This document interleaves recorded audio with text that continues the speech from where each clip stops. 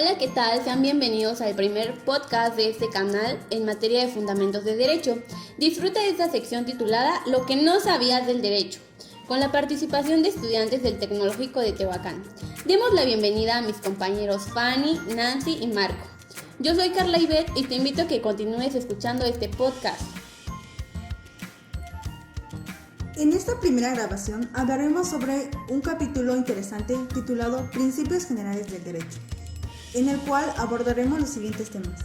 Para comenzar, hablaremos sobre el tema ética y moral, en donde es importante marcar la diferencia entre ambos conceptos, así como su aplicación en la vida personal, social y jurídica. Por consiguiente, hablaremos sobre la sociedad y sus valores, en donde conoceremos un poco de la historia sobre el comportamiento del ser humano en la sociedad y sus consecuencias en todos los ámbitos. Ahora bien, es importante conocer el concepto de derecho, para abordar e integrar el concepto de normas jurídicas referente a la conducta de los individuos y la aplicación de sanciones a todo aquel que viola dichas normas. Después trataremos la clasificación del derecho. En ella compartiremos los conceptos sobre derecho natural, derecho positivo, derecho vigente, derecho público, privado y social. Como quinto tema, tenemos los conceptos jurídicos fundamentales en derecho objetivo y subjetivo, por lo que será necesario interpretar los conceptos de hechos y actos jurídicos. Como lo mencionamos anteriormente, hablaremos sobre el concepto de normas y su clasificación. En nuestro tema número 7 conoceremos el concepto y clasificación de las fuentes formales del derecho. Es indispensable conocer la estructura jurídica del Estado mexicano. Hablaremos sobre federación, estados, municipios y de distrito.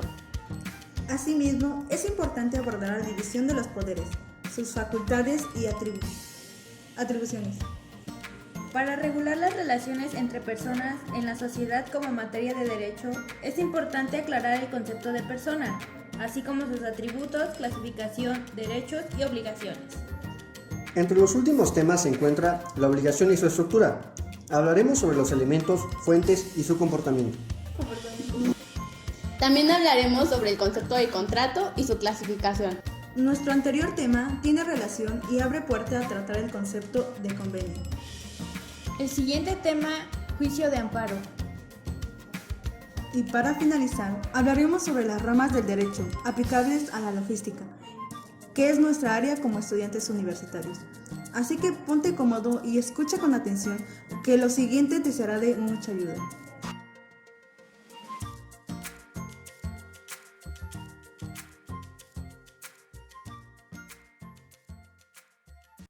Demos inicio al primer tema, el cual es ética y moral, a cargo de mi compañera Nancy Sánchez, quien nos estará hablando más a profundidad del tema. ¿Qué tal, Nancy? ¿Cómo estás? ¿Qué tal, Carla? Y gracias por sintonizarnos. Es un honor estar aquí y poder conversar con ustedes estos temas que a ti, estudiante, o a ti, joven, seguramente te interesan. Un tema que es bastante controversial hoy en día: ética y moral. Comencemos con definiciones para entender estos términos. Veamos que la Real Academia de la Lengua Española define como ética al conjunto de normas morales que rigen la conducta de la persona en cualquier ámbito de la vida. También podemos referirnos que la ética es una ciencia filosófica que estudia la moral como forma de la conciencia social. En pocas palabras, la ética estudia la moral, y la moral son reglas y normas de conducta que el hombre ha impuesto a la sociedad para definir lo bueno y lo malo. Pero para allá vamos en un momento. Para entender la ética analiza problemas en su generalidad. Es inútil acudir a ella buscando respuestas a lo que debemos hacer o no en situaciones concretas. A pesar de que la ética influye en nuestras decisiones, gran parte de ella se debe a la condición moral de cada individuo, la cual se determina en función de las necesidades de cada sociedad y al establecimiento del entorno. Es decir, no podemos acudir a ella buscando una respuesta cuando las decisiones son individuales. Cada uno de nosotros toma las decisiones conforme a nuestra moral. Por otra parte, la moral es definida como conjunto de juicios a través de los cuales se expresa la aprobación o reprobación de ciertas actitudes o conductas. Es caracterizado porque la moral es el hecho real que encontramos en todas las sociedades, un conjunto de normas, a saber que se transmiten de generación en generación, que evolucionan a través del tiempo y poseen ciertas fuertes diferencias con respecto a las normas de otra sociedad y obviamente de otra época. Estas normas se utilizan para orientar la conducta de los integrantes de esa sociedad. Dentro de nuestra Constitución Política de los Estados Unidos Mexicanos, encontramos el artículo 24, que nos dice lo siguiente: toda persona tiene derecho a la libertad de convicciones éticas, de conciencia y de religión, y a tener o a optar, en su caso, la de su agrado. Esta libertad incluye el derecho de participar, individual o colectivamente, en público, en privado, en las ceremonias, devociones o actos de culto respectivo, siempre que no constituyan un delito o falta penados por la ley. En este artículo podemos recalcar una palabra muy importante, que es convicción, a lo que hace referencia a que tenemos derecho a la libertad de ideas religiosas, éticas o políticas, en todo lo que nosotros creamos. De modo que podemos decir que este artículo hace énfasis a lo que es la moral. Pero también cabe mencionar que no todas las acciones religiosas y demás las aprueba la sociedad, mas sin embargo, ante la ley son derechos, o sea que la ley contradice de alguna manera la moral. Claro, ahora que lo mencionas, el Congreso no puede aprobar una ley para establecer una religión obligatoria. Tampoco no puede prohibir ninguna religión en particular. Así es, es nuestro derecho a la libertad de elegir la religión a profetar, siempre y cuando en estricto respecto a la ley secundaria. Pasemos a un artículo más que se encuentra en nuestra Constitución y nos dice lo siguiente. El artículo 6 nos dice que la manifestación de las ideas no será objeto de ninguna inquisición judicial o administrativa, sino en el caso de que ataque a la moral, la vida privada o a los derechos a terceros, provoque algún delito o perturbe el orden jurídico. El derecho de réplica será ejercido en los términos dispuestos por la ley. El derecho a la información será garantizado por el Estado. Toda persona tiene derecho al libre acceso a información plural y oportuna, así como a buscar, recibir y difundir información e ideas de toda índole por cualquier medio de expresión. De igual forma, está fundamentada en un tratado universal, la Declaración Universal de los Derechos Humanos de 1948, que en su artículo 19 resalta exactamente lo mismo, la libertad de libre expresión. Este artículo es también una aprobación de los ideales y creencias de la sociedad, mas sin embargo condena si es que se ataca la moral, la vida privada o los derechos a terceros.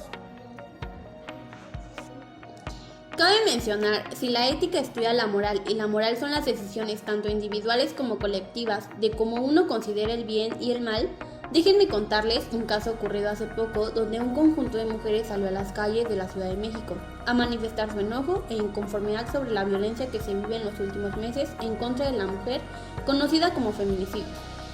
Este conjunto de personas estaban libremente expresando sus pensamientos. Algunas de las personas lo consideran mal visto, pero es un derecho que tenemos todos los ciudadanos del país a expresar libremente sin causar daños ajenos. Este caso es ejemplo de la moral y ética de las personas ante la sociedad. Estas acciones violentas en contra de la mujer son rechazadas, por eso se manifiestan. Por ejemplo, hay países en los que no es penado matar a alguien en defensa propia o robar por hambre, que aunque esté mal, es perdonado. Correcto, estas acciones continuarán y son muestra que en nuestra sociedad sigue existiendo la ética y moral. Esto nos lleva al tema siguiente, la sociedad y sus valores. Haciendo un pequeño resumen, recordemos que durante la década de los 90 comenzó a manifestarse una preocupación mundial por el comportamiento del ser humano y sus consecuencias en todos los ámbitos. Algunas de las causas señaladas son la pérdida de la conciencia social, el descuido de la educación en las nuevas generaciones y la pérdida de los valores y el respeto social e individual.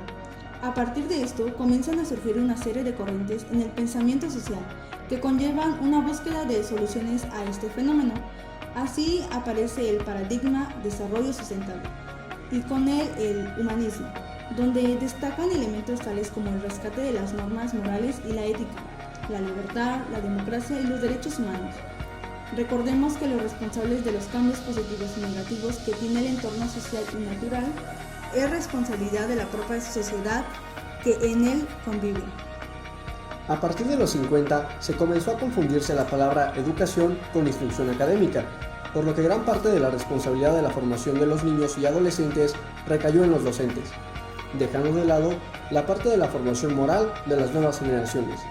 Además, la cuestión de los valores pasó a ser cosa de rucos, sin tomar en cuenta que estos son lo que permiten que una sociedad crezca de manera sana, pacífica y ejerciendo sus derechos.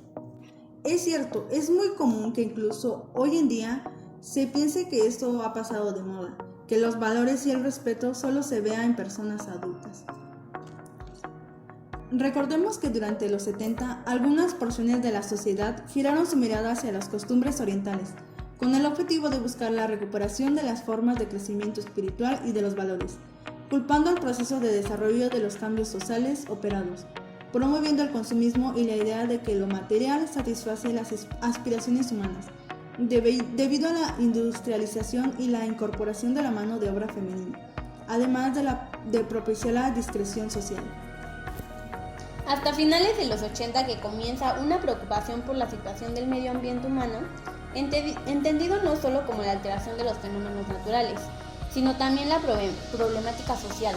Esto puede ser como el aumento de la población con adicciones, delincuencia, dictadura, represiones y enfermedades mentales, entre otros. Esto es que el proceso económico debe unirse al humanismo, donde lo más importante es precisamente el desarrollo integral del hombre, por lo que calidad de vida es un término que abarca la satisfacción de las necesidades materiales de la sociedad, así como las no materiales, como recreación, descanso, tranquilidad, seguridad, entre muchas otras. Para lograr esto, las sociedades deben ejercer principios tales como democracia, libertad e igualdad, pero para que éstas realmente sean practicadas, no debemos olvidar que están sustentadas en valores como el respeto, la responsabilidad y honestidad. Dentro de este marco, la ONU determinó este año que México se encuentra en el lugar... ¿En qué lugar creen que nos encontramos, chicos? No lo sé. Me imagino en el 30 o un aproximado así. Nos encontramos en el lugar 55 en cuanto a su calidad de vida. Descendimos 2 peldaños respecto al año anterior, debido al aumento de inseguridad pública y la inestabilidad política que refleja la opinión pública. Para México, concretamente, existe una gran variedad de estudios para determinar los valores de la sociedad, y se han determinado que para la sociedad mexicana sus principales valores culturales son la familia, la dignidad humana, la ecología, la modernidad, la calidad productiva, la civilidad, la democracia, la solidaridad y nacionalismo. En México, los valores educativos se reflejan en el artículo 3 constitucional y reflejan lo que la educación en México aspira a formar y corresponden a la cultura cívica nacional. Dentro de lo ya mencionado, uno de los valores se encuentra dictado en el artículo ya antes mencionado, el artículo 7º de la Constitución, que nos habla de la libertad de expresión en cualquier medio sin restricción, obviamente considerando respetar las opiniones e ideas de los demás. Continuando con el artículo 123, toda persona tiene derecho al trabajo digno y socialmente útil. Al efecto, se promoverá la creación de empleos y la organización social de trabajo, conforme a la ley. La transmisión de valores sociales debe darse a través del ejercicio y práctica en la vida diaria, pero sobre todo en la participación como ciudadano crítico y responsable, pero también respetando la diferencia de ideas que se tiene de una generación a otra, de un grupo social a otro y de un individuo a otro, lo cual no quiere decir que no se puede hablar sobre ellas y defender las posiciones aunque fueran encontradas. Los valores morales destacan lo que consideramos valiosos, pero reconociendo que puedan darse dos situaciones. La primera, que solo se puede educar a los menores en los valores solo si estos ya están presentes, por lo que solo sería necesario que aquellos los asimilen. Y la segunda sería, hay que educarlos para los valores y preparar a los infantes para que por sí mismos los construyan con su comportamiento. También los valores universales. En numerosas convenciones, declaraciones y resoluciones internacionales se han reiterado los principios básicos enunciados por primera vez en la Declaración Universal de Derechos Humanos, como en su universalidad, interdependencia e indivisibilidad, la igualdad y la no discriminación, y el hecho de que los derechos humanos vienen acompañados de derechos y obligaciones por parte de los responsables y los titulares de estos. Nuestro tema siguiente que abordaremos es conceptos de derecho. Eduardes García lo definió como el conjunto de normas jurídicas, imperativas y atributivas. Esto implica que es derecho y obligaciones, con la finalidad de hacer, no hacer y tolerar. Otra definición que encontramos de derecho es la dicha por Miguel Villoro, que nos dice que es un sistema racional de normas sociales de conducta, declaradas obligatorias por la autoridad, por considerar las soluciones justas a los problemas surgidos de la realidad histórica. En general, se entiende por derecho al conjunto de normas jurídicas creadas por el Estado para regular la conducta externa de los hombres y en caso de incumplimiento, está prevista de una sanción judicial. Nuestra Constitución tiene un considerable número de artículos que nos hablan sobre el derecho y ejemplo de ellos son los artículos 1, 4 y 11. Estos son considerados como nuestros derechos de cada ciudadano que reside en la República Mexicana. Claro, Nancy, me gustaría complementar tu información mencionando que existen tratados, declaraciones y convenios internacionales que garantizan los derechos de los ciudadanos, como la Declaración de los Derechos Humanos, Convención sobre los Derechos del Niño, Declaración Universal de los Derechos Humanos, Pacto Internacional de Derechos Económicos, Sociales y Culturales.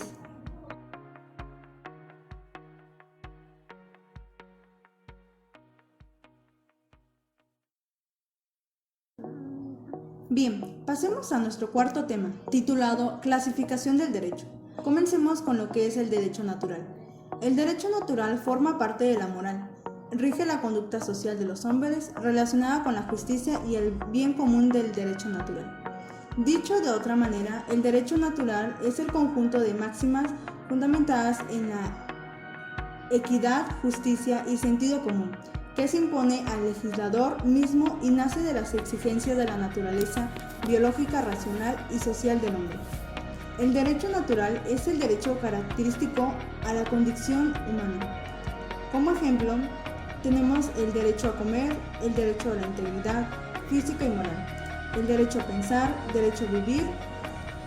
Estos están plasmados en el artículo 1, 2 y 3, principalmente de la Constitución Política de los Estados Unidos Mexicanos. El derecho positivo es aquel que los seres humanos aplican para establecer normas de convivencia dentro de una sociedad, y algunos de ellos son el código ético de cualquier profesión, el derecho a la educación pública, el derecho a la identidad, derecho a la igualdad sustantiva, derecho a la inclusión de niños y niñas, adolescentes con discapacidad, derecho a la intimidad.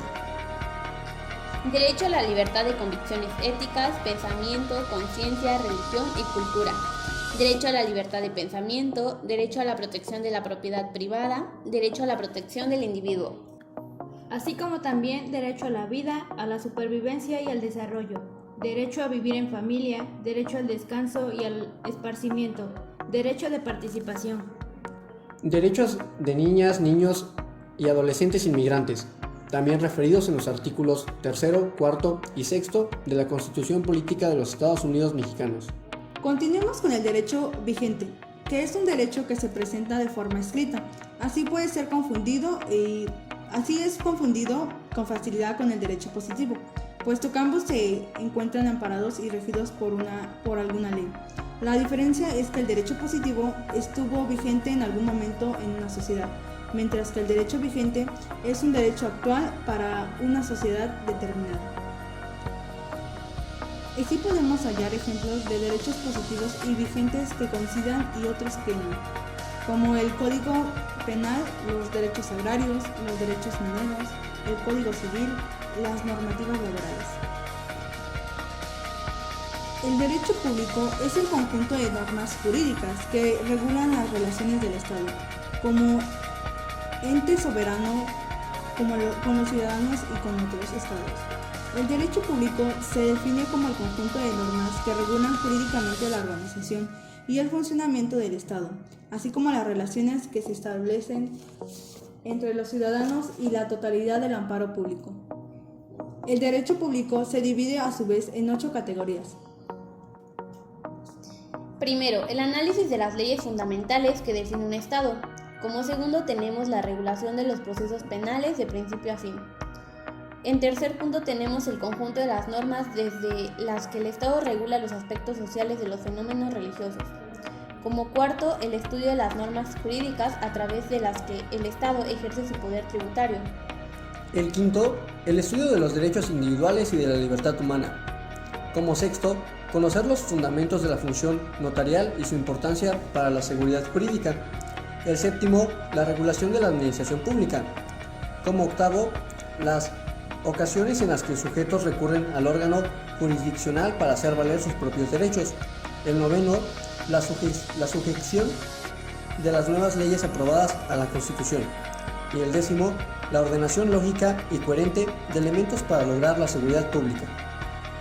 Derecho privado como conjunto de disposiciones jurídicas que rigen la relación de los particulares entre sí. El derecho privado es el conjunto de normas que rigen a los particulares, contraponiéndose al derecho público, en el sentido de que las cuestiones que analiza no tienen nada que ver con el Estado. Las únicas ocasiones en las que el derecho privado atañe al Estado son aquellas en las que éste actúa en forma particular. Por otra parte, el derecho social es una distinción propia del derecho público, a partir de los cambios en las formas de vida a través de los cuales comenzó a verse como primordial para el Estado corregir las desigualdades que existen en vida en sociedad.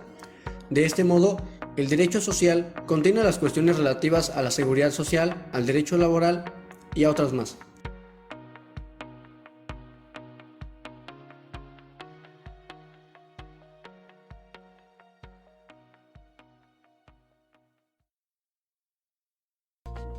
Y siguiendo con tan interesantes temas, tenemos a Marco, así que escuchemos. A continuación, les explicaré y los induciré en temas de importancia vital y sobre todo muy interesantes. Comenzando con el derecho objetivo y subjetivo. Definamos. El derecho objetivo es el conjunto de normas jurídicas que componen el sistema de derecho en México. El derecho subjetivo es el conjunto de normas que puede usarse para designar tanto un precepto aislado como un conjunto de normas o incluso todo un sistema jurídico. Un claro ejemplo de los conceptos antes señalados es el derecho que las personas tienen a manifestarse y ejercer la libertad de expresión. A eso se refiere el derecho subjetivo y la atribución que cuenta con sus límites y deben ser ejercida dentro de un marco de respeto y apegado a la norma que regula el ejercicio de tal facultad. Esto hace referencia al derecho objetivo. Explicando esto en palabras claves, el derecho objetivo es la norma y el derecho subjetivo de la facultad. Ahora les voy a mencionar los hechos y actos jurídicos. Los hechos jurídicos son hechos relevantes al derecho y producen efectos jurídicos, y como consecuencia del hecho se crean, modifican o extinguen derechos y obligaciones. Por otra parte, los actos jurídicos son derechos voluntarios que tienen la intención de producir efectos jurídicos. El acto jurídico tiene que contener necesariamente determinados elementos esenciales o de existencia, ya que sin estos, el acto no puede llegar a consumarse. Nancy, ¿nos podrías decir cuáles son los elementos esenciales? Claro, Marco, estos son la voluntad, ya sea que se trate de un solo individuo o varios. Es necesario que exista voluntad de ejecutar. Objeto, es decir, que esta manifestación de voluntad tenga una finalidad, producir una o varias consecuencias sancionadas por el derecho. Llegó la hora de las definiciones y conceptos, así que atentos. Retroactividad, que es la propiedad de algunas normas jurídicas de surtir efectos sobre hechos acaecidos con anterioridad a su promulgación. Actúan o operan sobre un hecho ya pasado y solo procede en lo que favorezca a la persona y no en lo que la perjudique.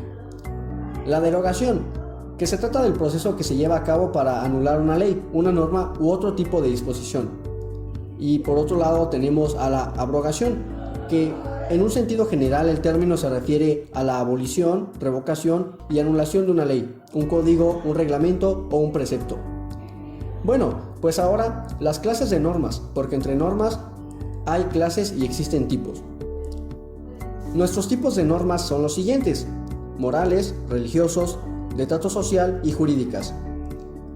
Y para continuar les mencionaré las fuentes formales del derecho, que las fuentes formales describen al lugar donde surge el derecho, es decir, aquellos elementos de donde normalmente se basa el legislador para crear disposiciones jurídicas. Tradicionalmente se señalan la legislación, la jurisprudencia y la costumbre.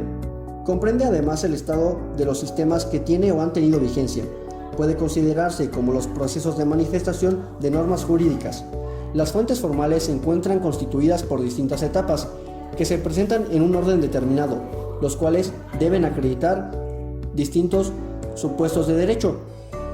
En México se desarrollan en 6 etapas. Claro, Fanny, 6 etapas. ¿Las conoces?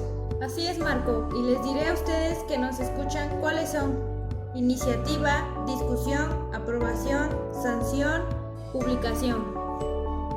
Y bien, ahora les daré a conocer la estructura jurídica del Estado mexicano. La Constitución Política de los Estados Unidos Mexicanos establece que su estructura y organización, en su forma de Estado y de gobierno, consiste en una república representativa, democrática, laica, federal, compuesta de estados libres y soberanos, pero unidos en una federación para salvaguardar los principios fundamentales que rigen a la nación. En cuanto a su forma de gobierno, el Estado mexicano se estructura de la siguiente manera: el poder se ejerce por medio de los representantes elegidos de manera democrática por los ciudadanos, pero la soberanía reside esencial y originalmente en el pueblo. Todo esto lo podemos encontrar en el artículo 116 de la Constitución Política de los Estados Unidos Mexicanos.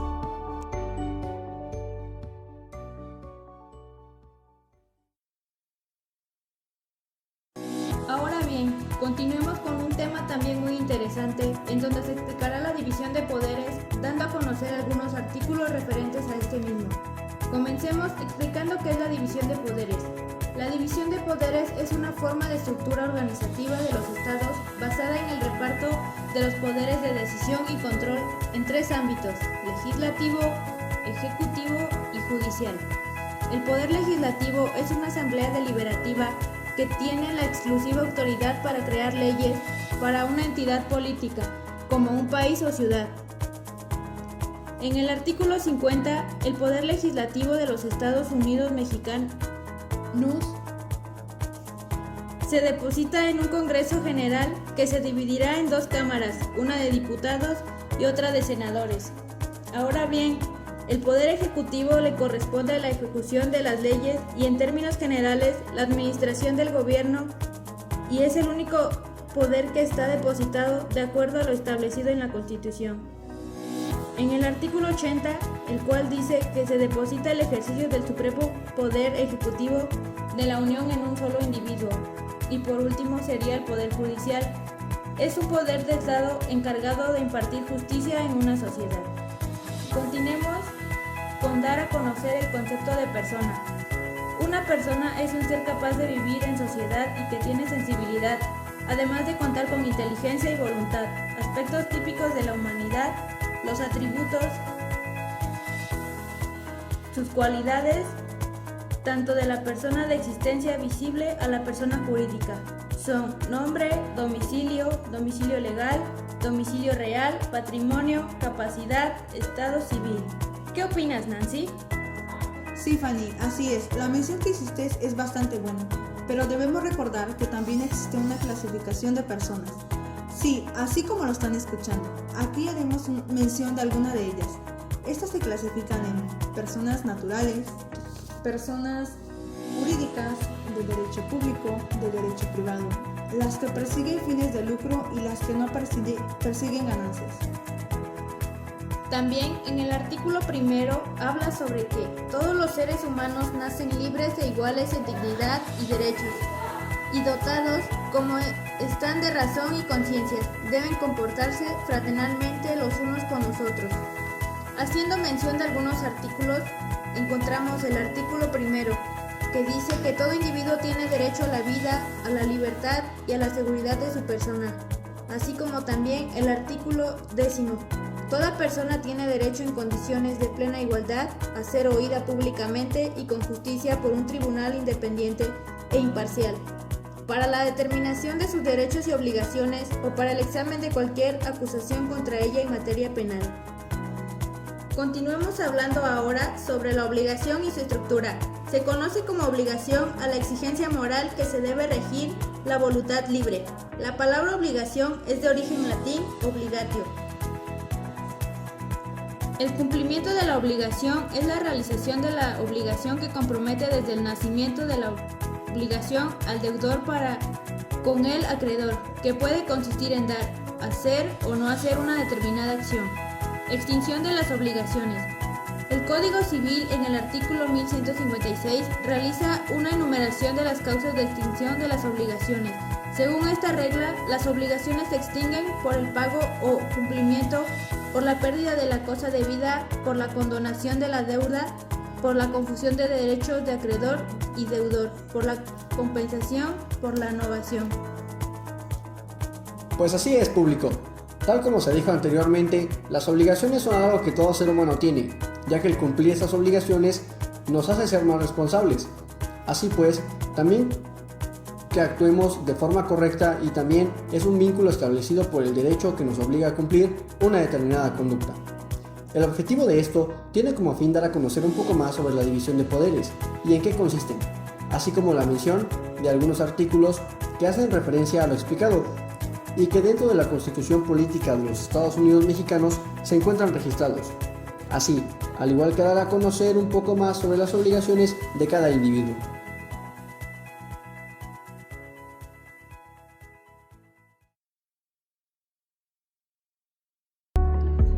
A continuación hablaremos sobre el concepto de contrato, así como los tipos que existen y las características de cada uno. Para comenzar, definiremos al contrato como un acuerdo de voluntades que crea o transmite derechos y obligaciones a las partes que lo suscriben. Si bien el contrato puede definirse como un tipo de acto jurídico, en el que intervienen dos o más personas y está destinado a crear derechos y generar obligaciones. Esto hace relación a lo que es un sujeto jurídico, el cual es todo ente o ser capaz de ser titular de derechos y obligaciones. Es importante mencionar que existe la capacidad de goce y capacidad de ejercicio. Esto se encuentra estipulado en el artículo 22 del Código Civil Federal. La capacidad de ejercicio se adquiere a partir de los 18 años cumplidos y en teoría termina hasta la muerte de la persona. El sujeto es acreedor tanto de derechos como de obligaciones. Entonces, en la ley se estipula que una persona menor de 18 años no puede participar en un contrato. Así es, Nancy. Esto nos lleva a la capacidad de goce, la cual se adquiere desde el momento de la concepción hasta antes de cumplir los 18 años, y se dice que el titular solamente es acreedor de derechos, pero hay excepciones, y a ello se le conoce como emancipación. En esta figura, un menor de edad se convierte en titular, tanto de derechos como de obligaciones, pero hay una condición, siempre y cuando haya cumplido los 14 años de edad. Pero tenemos que volver a la definición de contrato. Es importante mencionar que una de sus características es que se rige por el principio de la autonomía de la voluntad, según el cual puede contraerse sobre cualquier materia no prohibida. Los contratos, según lo establecido en normas del Código Civil, se dividen en los siguientes tipos. Unilateral. Los contratos unilaterales son aquellos en los cuales quien se obliga es una parte, mientras que la otra no tiene obligación alguna. Por ejemplo, el contrato de préstamo de uso o comodato. Bilateral. En este tipo de contrato ambas partes se obligan. Por ejemplo, en un contrato de compraventa el vendedor se obliga a entregar la cosa y el comprador a pagar el precio. Gratuito. Cuando solo beneficia a una de las partes, por ejemplo, el contrato de donación. Oneroso. En este caso, ambos contratantes obtienen un beneficio. Principal. Un contrato es principal cuando no depende de otro para existir. Este es el caso del contrato de arrendamiento. Accesorio. Depende de otro para poder existir. Contrato de prenda que se da para garantizar el pago de un préstamo. Real. El contrato es real cuando se necesita para su validez la tradición de la cosa. Solemne, cuando se requiere que se cumplan ciertas formalidades establecidas en la ley. Consensual, cuando se perfecciona por solo el consentimiento de las partes. Conmutativo, cuando una de las partes se obliga a hacer algo equivalente a lo que la otra parte va a hacer. Aleatorio, cuando se trata de algo incierto que depende al azar. Esta clasificación se encuentra desde el artículo 1946 del Código Civil hasta el 1500 del Código Civil. Ahora bien, hablaremos sobre convenio, el cual es considerado como aquel contrato, convención o acuerdo que se desarrolla en función de un asunto específico, destinado a crear, transferir, modificar o extinguir una obligación. Todo convenio supone un acuerdo de voluntades entre dos o más personas sobre cualquier cuestión pendiente de resolver. Los alcances del mismo serán señalados en el convenio, que puede ser de las siguientes formas: tratado internacional, convenio colectivo, cualquier tipo de contrato que tiene por objeto recoger la puesta de acuerdo entre dos partes. Un ejemplo de ello es el artículo 46 de la Constitución, que establece lo siguiente. Artículo 46. Las entidades federativas pueden arreglar entre sí y en cualquier momento por convenios amistosos sus respectivos límites, pero no se llevarán en efecto esos arreglos sin la aprobación de la Cámara de Senadores. De no existir el convenio a que se refiere el párrafo anterior y a instancia de alguna de las partes en conflicto, la Suprema Corte de Justicia de la Nación conocerá, sustanciará y resolverá con carácter de inacatable las controversias sobre límites territoriales que susciten entre las entidades federativas, en los términos de la fracción 1 del artículo 5 de esta Constitución. Ahora bien, es importante mencionar o destacar un ejemplo de convenio presente en la vida cotidiana. Claro, y un ejemplo de ello es en el momento de una separación de pareja, donde hay hijos de por medio. En este caso, se puede recurrir a un convenio en el que ambas partes se vean beneficiadas. Uno de los últimos temas correspondientes al temario de la materia es sobre juicio de amparo. Para ello, recurrí a la Ley de Amparo, que es reglamentaria de los artículos 103 y 107 de la Constitución Política de los Estados Unidos Mexicanos.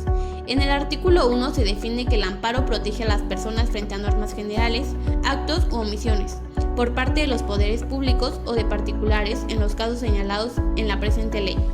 Una de las características de los amparos es que no existen amparos colectivos, sino que son individuales. Los amparos no se tramitan contra actos de autoridad. La redacción es en base a los derechos humanos consagrados desde el artículo 1 hasta el 29. Los amparos nunca se tramitan contra las personas. El amparo directo mediante la caducidad de instancia procede de la siguiente manera. En primera instancia, por un juzgado civil, se dicta una sentencia condenatoria. La segunda instancia sucede cuando existe una apelación de sentencia. Se realiza la revisión de sentencia dictada por juez primero y un juez segundo. En la primera instancia, después procede por un juez distinto y se realiza la confirmación de la sentencia. La tercera instancia se recurre al amparo directo, que es la caducidad de instancias. Procede con un juez de distrito. Un amparo indirecto es un juicio que, si bien es llevado a cabo por un juez de distrito, su resolución puede ser revisada bien sea por el Tribunal de Circuito o por el Tribunal Supremo, según corresponda. Esto lo podemos encontrar en el artículo 35 de la Ley de Amparo. Este se promueve cuando no existe un antecedente previo, pero existe un temor fundado a que se violenten los derechos humanos del sujeto. Pues podemos decir que su duración puede variar, no son para siempre, varía entre 15 días y 6 meses. Para finalizar el contenido de este podcast, es necesario aterrizar el conocimiento adquirido a la carrera de Ingeniería en Logística, y para ello hablaremos sobre las ramas del derecho aplicables a la logística. Una de ellas es el derecho administrativo, que se define como el conjunto de normas jurídicas que regula la organización y funcionamiento de las administraciones públicas y las relaciones de los ciudadanos y entidades privadas con ellas. Por otra parte, tenemos lo que es el derecho administrativo, que es derecho público, que no puede ser alterado por pactos, acuerdos o contratos de la ciudadanía. Como se mencionaba anteriormente, el derecho público regula la relación jurídica entre personas y el Estado. Por otra parte, se encuentra el derecho constitucional, el cual se caracteriza por ser el conjunto de normas que derivan de lo establecido por la Constitución, y los casos en los que se actúa en contra de estas leyes constitucionales se rigen por este derecho. Esta rama del derecho también pertenece al derecho público. La siguiente rama del derecho aplicable a la logística es el derecho penal, el cual es el conjunto de normas que establecen las sanciones previstas para individuos que cometan un delito. Los delitos están claramente definidos y eso se hace que para que una conducta sea considerada delito debe coincidir con la descripción establecida por la norma. Es importante mencionar que el artículo 17 en la Constitución Política de los Estados Unidos Mexicanos indica que ninguna persona podrá hacerse justicia por sí misma, ni ejercer violencia para reclamar su derecho. El derecho fiscal es la rama que se dedica a la creación, recaudación y liquidación de los impuestos en nombre del Estado. Las disposiciones generales del Código Fiscal de la Federación se interpretan como los conceptos de la ley. En ingeniería y logística es necesario tener conocimientos previos en derecho, debido a que es la base para legislación aduanera. Los conocimientos y conceptos fiscales nos ayudarán a una mejor interpretación y aplicación de la ley. En el artículo 5 del Código Fiscal de la Federación establece que la ley se va a aplicar estricta mediante la interpretación o supletoriedad. Supletoriedad nos referimos a que se acude a otra ley para complementar. El derecho laboral pertenece al derecho privado, debido a que regula la relación de particulares entre particulares. Regula las relaciones entre trabajadores y sus empleados al establecer derechos y obligaciones. El derecho mercantil también pertenece al derecho privado. Tradicionalmente son las normas que regulan la actividad de los comerciantes, los actos de comercio y las relaciones jurídicas derivadas. Dado por terminado este episodio, concluimos que es de vital importancia el conocer estos temas fundamentales de gran relevancia en la vida cotidiana de las personas, ya que no solo es importante para profesionales que laboran en el medio. Es deber de cada ciudadano conocer la ley, así como sus derechos y obligaciones individuales y colectivas. Esto nos permitirá mejorar las relaciones humanas para lograr una sana y plena convivencia en función de la ley. Como estudiantes de la carrera de Ingeniería en Logística, esto es una introducción a la amplia rama del derecho.